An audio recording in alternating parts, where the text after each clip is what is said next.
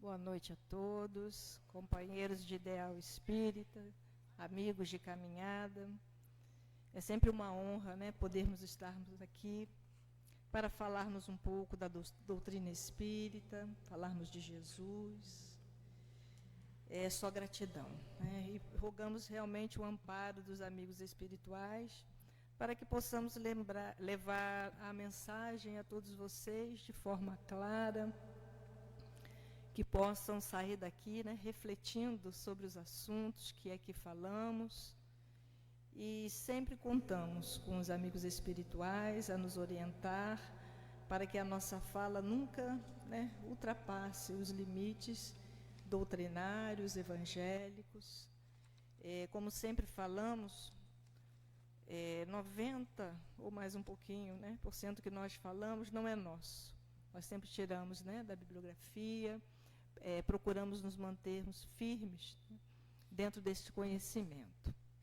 O assunto de hoje, né, sobre o Livro dos Espíritos, imagino eu ser um dos mais complexos para todos nós. Não é à toa que ele está no final do Livro dos Espíritos. Por quê? Para entender sobre paraíso, inferno, purgatório, né, nós precisamos ter a base sólida, o conhecimento dos princípios doutrinários. Nós precisamos acreditar na existência de um Deus. Nós precisamos acreditar que nós somos imortais.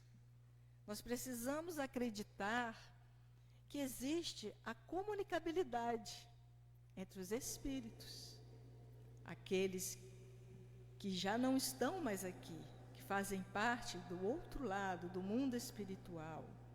Nós precisamos acreditar em reencarnação.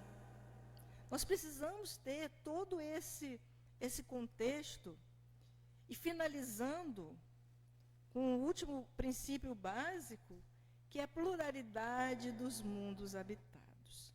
Então vejamos que a doutrina espírita, queridos irmãos, exige de nós muito estudo, muita atenção, compreensão, boa vontade, né, porque muitas das vezes nós temos dificuldades no entendimento.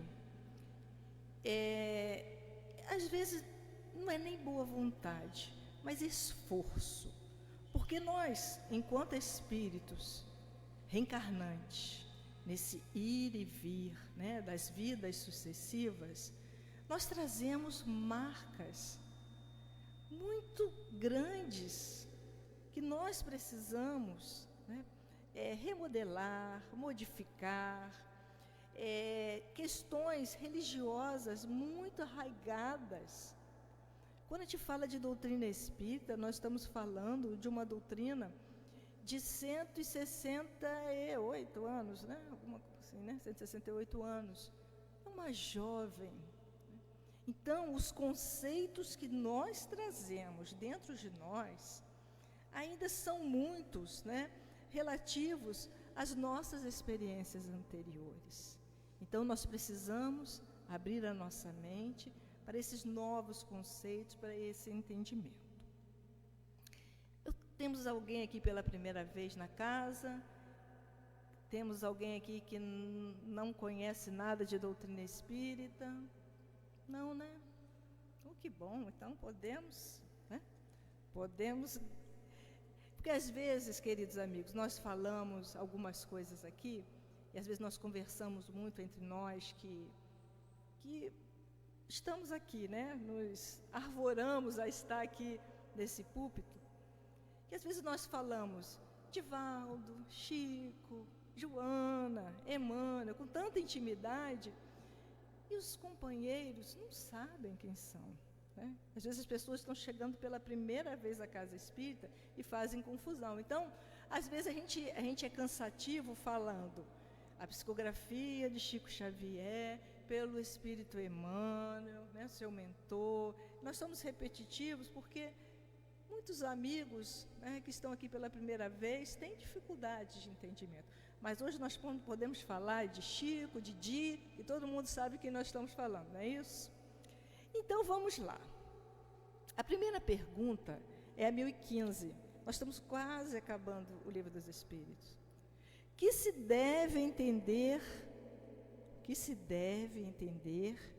por uma alma a penar? Alma a penar, alma penada, né? Quando a gente fala de alma penada, o que a gente imagina? Você está rindo, Márcia? Aquele lençolzinho correndo, não é isso? Aquele lençolzinho correndo, assustando, né? A nossa mente, né? Ou então imaginamos uma condição de extremo sofrimento. Então, Kardec perguntou aos espíritos superiores o que nós devemos entender por uma alma a penar. E os espíritos amigos superiores nos respondem o seguinte: uma alma errante, vamos parar aqui, né? Uma alma errante. Então já é um termo que nós precisamos explicar para que a gente entenda realmente o sentido da resposta, né? Quando eles nos falam sobre uma alma errante, na verdade, o que vem a ser uma alma errante? É um espírito que não está mais encarnado. Ou seja, o espírito está fora da carne, está no estado de erraticidade. Mas por que falamos espírito errante? Porque o espírito errante é aquele que ainda precisa reencarnar.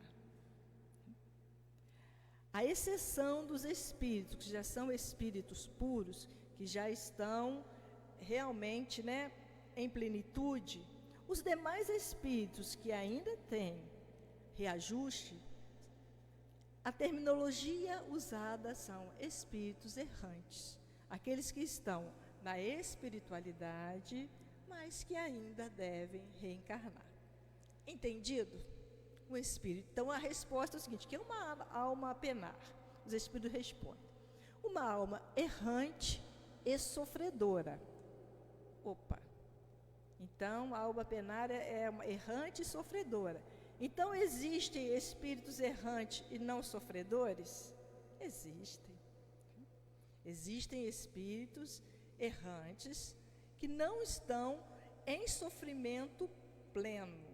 Não quer dizer que eles estão depurados, que eles são puros, que eles não têm nada a expiar, mas não estão numa condição de sofrimento extremo. Então, uma alma errante e sofredora, incerta do seu futuro. Por quê? Porque desconhece a sua condição, não sabe, né? Muitos, queridos companheiros, nós testemunhamos em reuniões mediúnicas, muitos sequer sabem que desencarnaram. Ficam em estado de agonia, por quê? Morreram, né? Desencarnaram, mas não desapegaram. Morreram, mas não desencarnaram, vamos assim dizer, porque estão agarrados. Então, muitos permanecem em suas residências, sofrendo, porque falam com os seus amores, procuram viver a sua vida como era antes, e não entendem porque ninguém fala com eles, né? Ninguém responde, e chegam muitas vezes bravos, porque como é que pode ninguém falar com ele, como é que pode ninguém dar atenção a ele? Então, é uma alma errante, sofredora, incerta do seu futuro, porque não sabe o que vai acontecer, estacionou naquele momento do seu desencarne, e está ali, vagando.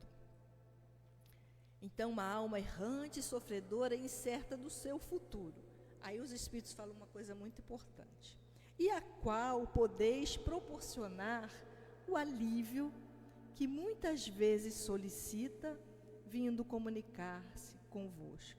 Olha só, os Espíritos estão falando que nós podemos auxiliar esses nossos irmãos. E qual seria a maneira que nós poderíamos auxiliar esses nossos irmãos? Existem duas maneiras. A primeira, nós achamos no Livro dos Espíritos, na questão 224, quando Allan Kardec questiona os espíritos superiores, né, se nós podemos orar, né, para essas almas, né? Se é útil a minha oração, se na verdade nós podemos aliviar, se nós podemos alterar os desígnios de Deus. E os Espíritos nos respondem o seguinte: a prece não pode mudar os desígnios de Deus. Nós não podemos, através da oração, mudar os desígnios de Deus. E nesse caso, então como poderia, né, as nossas orações auxiliar esses espíritos? Eles dizem o seguinte: mas a alma pela qual se ora experimenta alívio, porque é um testemunho de interesse que se lhe dá, e porque o infeliz é sempre consolado quando encontra almas caridosas que compartilham as suas dores. Então, nós podemos orar por esses nossos irmãos no sentido de aliviarmos e no sentido também de buscarmos auxílio para eles neste momento. Nós temos um exemplo clássico a respeito disso, que muitos oradores vêm aqui e falam, e eu vou relembrar. Do livro Nosso Lar, a história de André Luiz. Livro Nosso Lar, né? Psicografia de Francisco Cândido Xavier, André Luiz, o espírito. André Luiz desencarnou e ficou 8 anos nas regiões umbralinas, em sofrimento, em dor. E quando chegou o extremo da dor, quando ele não suportava mais aquela situação de fome, de sede, porque, queridos companheiros, esses irmãos, eles sentem como se estivesse ainda na matéria. Então, todas as sensações são sentidas. E André Luiz, já há muito tempo sofrendo, sendo acusado de suicida, ele não entendia por quê. E chegou um momento de tamanha dor e tamanho sofrimento, que ele lembrou-se de orar. Ele lembrou, viu, né, ao seu redor aquela situação e falou. Ele sabia, neste caso de André Luiz, ele sabia que havia desencarnado, mas ele não entendia aquele mecanismo que estava acontecendo com ele. E ele falou, bom, eu não morri, né? Eu existo, né? Então deve haver um Senhor da vida, deve haver alguém responsável. E neste momento ele se dobrou e orou.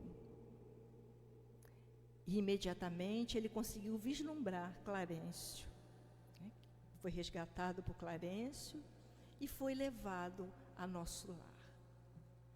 Posteriormente, eu estou contando muito rápido, porque nós não temos tempo, né, mesmo? Posteriormente, quando ele foi esclarecido a respeito do seu resgate, ele já estava meio assim, chateado, porque ele estava sendo muito bem atendido, né, muito bem cuidado, mas ele não tinha encontrado ainda ninguém que fazia parte do seu círculo enquanto ele vivia. Ele perguntou assim, não encontrei ninguém, cadê minha mãe? Minha mãe se esqueceu de mim? Aí o instrutor virou para ele e falou assim, não, você foi resgatado graças à oração da sua mãe. O Clarencio já havia estado lá várias vezes para resgatá-lo. Mas não bastava só a oração da mãe. Faltava ainda que ele se dobrasse, que ele entendesse que ele necessitava fazer a sua oração, pedir. Lembra que Jesus perguntava àqueles que o procuravam: que queres que eu faça? Nós precisamos dizer, nós precisamos querer. E quando ele quis, ele foi resgatado. Então a gente vê aí o poder da oração, daquele que ora pelo outro e da nossa oração. Nós sempre falamos que tudo é uma via de mão dupla, tudo é uma via de mão dupla. Existe também no livro O Semeador de Estrelas, de Sueli Caldas Schubert. Sueli Caldas, nesse livro, ela fala sobre a vida de Divaldo Franco, e tem muitos casos narrado pelo próprio Divaldo. Um dos casos, intitulado O Suicida do Trem. Divaldo tinha o hábito de orar pelas pessoas. Ele tinha uma cadernetinha e ele anotava o nome das pessoas, e toda noite Divaldo orava por aquelas pessoas. Ele falava que ele sentava no mesmo lugar, no seu quarto, e que tinha uma estrela, e que ele ficava acompanhando o ciclo da estrela. E que eles acabaram ficando muito amigos, ele e a estrela, né? Ela era muito fiel, sempre chegava e ia embora no seu ciclo. Então, ocorreu que, certa feita, Divaldo leu no noticiário, no jornal, o caso de um senhor que havia se jogado embaixo de um trem e havia sido estraçalhado por aquele trem. Ele ficou muito comovido porque o jornal falou tudo, né? Contou detalhes daquela tragédia, e inclusive que aquele homem, ele era casado, tinha uma família, tinha vários filhos e passava por dificuldades financeiras. E aquilo comoveu muito Divaldo. E Divaldo passou a orar por ele. Inclusive, ele falou que gastava 5 minutos da noite orando só para ele. Porque ele, de certa forma, ele tentava amenizar a situação, né? Ele disse que tentou dar uma de advogado a favor daquele indivíduo. Com certeza ele pensando, com certeza ele não queria fazer isso. Era um pai de família, um bom homem, ele não queria se matar. E se desdobrou em orações por aquele homem durante vários anos. Certa noite, Divaldo tinha passado por um dia muito difícil e sentou, né, no seu lugar habitual para fazer as suas orações. Olhou para a estrela, mas não conseguiu orar. Quem de nós, né, num dia de extrema tristeza, de dor, não consegue orar? E Divaldo não era diferente. Ele não conseguiu orar